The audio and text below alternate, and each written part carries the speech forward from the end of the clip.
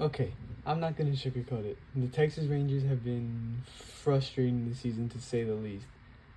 But it's not completely lost of a season yet, because there are a few bright spots that I want to point out that wouldn't immediately come to mind when you think of this team.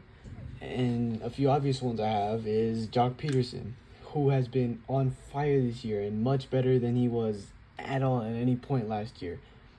And in his last 14 games, as of recording this, since back to the Kansas City series, he's batting .340 with 4 RBIs and 3 homers. And it doesn't sound like that much since it's in 14 games, but that's just because the Rangers haven't gotten guys on base for him to bring them in. And I haven't even said that he had 6 hits in the Miami series alone. And he's also rocking a .392 on-base percentage, .574 slugging percentage, and a .165 WRC plus in that span. That's incredible production from a Rangers team that really needs it right now. Jock's doing what he's being paid to, honestly. The rest of the team just isn't really carrying their own weight. But Ezekiel Duran and Josh Young are, even if they've slumped a little bit. So we'll start with Duran. He has gotten a little cold at the plate, while he's been 28% lower than the average player at a 72 WRC plus in his last 9 games. But he's still batting .266 on the season with a .323 on-base percentage in 71 games. So we can take a breath and at least hope that it's just a little slump he's in and it'll be gone by the end of next week. So now we take a look at Josh Young.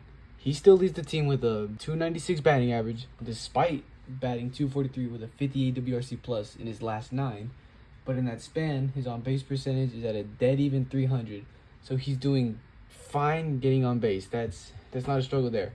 The Rangers just struggle on cashing in when they have guys on base and in scoring position. They just can't get that extra hit to give them more runs. And that, in turn, wastes starts from their rotation that shouldn't be losses by the end of the game. And that is another huge problem. The offense can't really score and back up what their pitcher gives them. Like DeGrom's last start against the Marlins in the last game of the series, I believe it was. He gave them 6 innings, 2 runs allowed, and 8 strikeouts, 8 Ks in 6 innings. That shouldn't be a start that's considered a loss. But since the bullpen and the entire pitching staff in general hasn't been the same since Mike Maddox left for the Angels, you can see some cracks that he's left behind. And it's not just them. The offense is a big part to blame too, because they need to work better at bats and be assertive in the box, get ahead early in counts, so then they can actually cash in and then work walks, get guys on base and stuff. Because too many times now in this season where they've been down by 1 or 2 runs where their starter gives up like a run or 2, and then that's not bad. It's only 1 run, except it's almost like they start panicking and they scramble. They can't get guys on base, they don't work the counts to get on base, and they can't get that extra hit.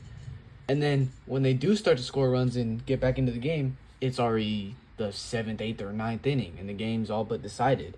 But Corey Seager is coming back into the lineup in tonight's game. By the time this video comes out, he'll already be back. So there's a little bit of solace and breathing room there.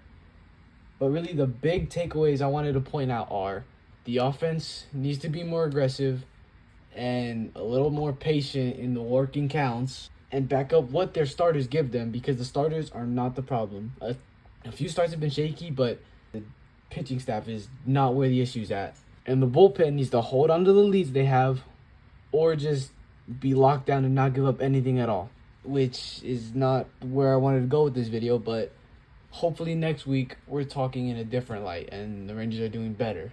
So I'll see y'all next week. God bless, take care, and goodbye.